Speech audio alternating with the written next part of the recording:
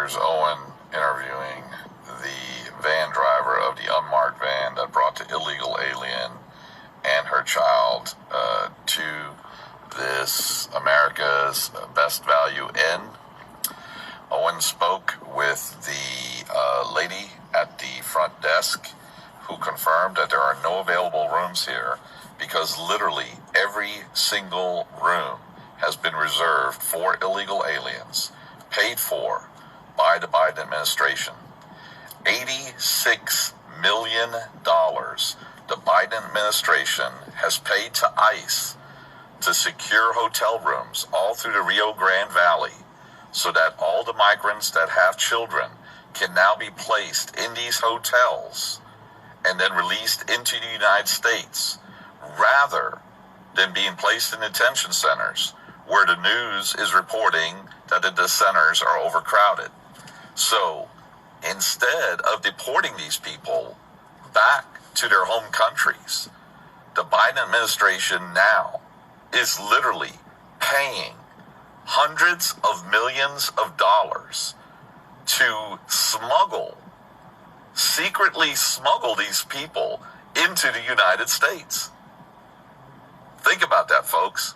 The President of the United States has ordered U.S. Customs and U.S. Border Patrol to assist in smuggling illegal aliens into the United States of America. And they're doing it every single day. We have the video evidence. We've documented it. The illegal aliens are caught, and if they're not caught, they purposely walk up to U.S. Customs and Border Patrol with their children and turn themselves in.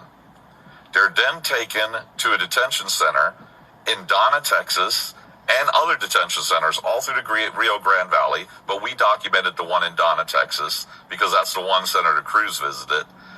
And they are processed through there as quickly as possible.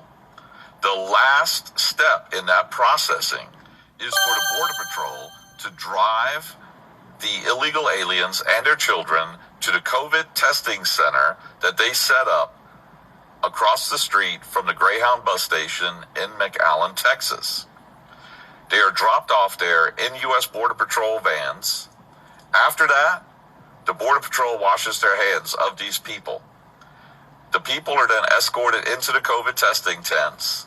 From there, arrangements are made for white, unmarked vans that are all rental vans paid for by the U.S. government for them to sit there and pick these illegal aliens up and then transport them to the Humanitarian Respite Center. It is a Catholic Charities group.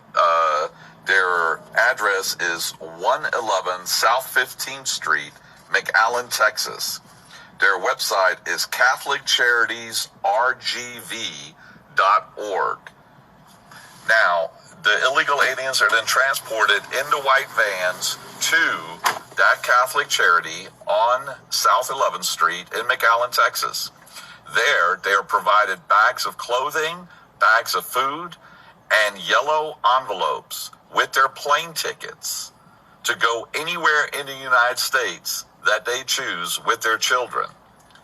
If their flight isn't the same day, which there's a limited amount of flights going out of McAllen, Texas, then they're brought to hotels like this, the America's Best Value Inn, which has been completely bought out by ICE with the $86 million provided by the Biden administration for that purpose.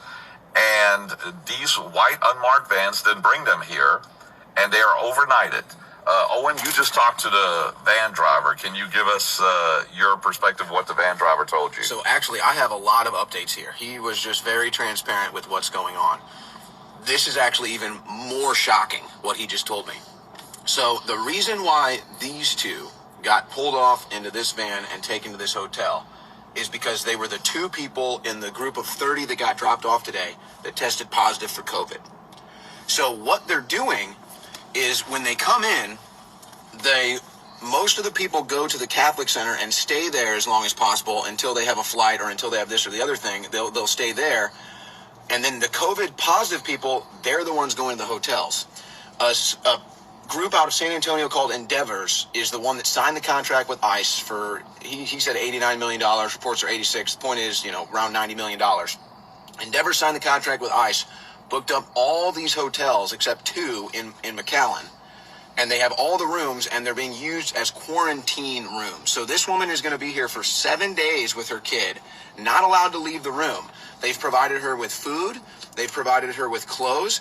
And somebody has provided her with finances. Somebody has provided her with an ability to have a card or just cash. Because once they leave, she's here.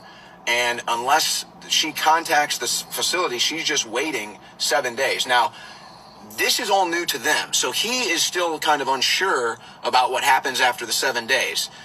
His understanding that they'll come back, pick them up, and then facilitate their next step, whether it's a plane flight or a bus trip. So, but think about this. The other people are not being quarantined. So this whole COVID thing, and he actually admitted that part of the reason why McAllen has gone along with this is because their economy was crushed by COVID, and this whole illegal immigration thing is stimulating the economy. He told me that. And he said other people in the area know that that's the case.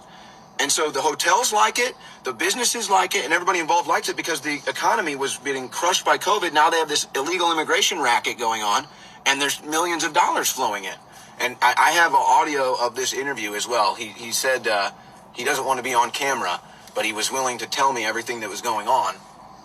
So this woman is going to be in here quarantined for 7 days. They have most of the hotels in McAllen booked up where they're putting these people. I saw her envelope and everything. So you have COVID positive illegal immigrants getting hotel rooms paid for by you where they're quarantining. They're not quarantining the busloads and all the other people in the center. They're all going in. They're getting shipped out on planes, on buses and everything. So, I mean, this is just unbelievable.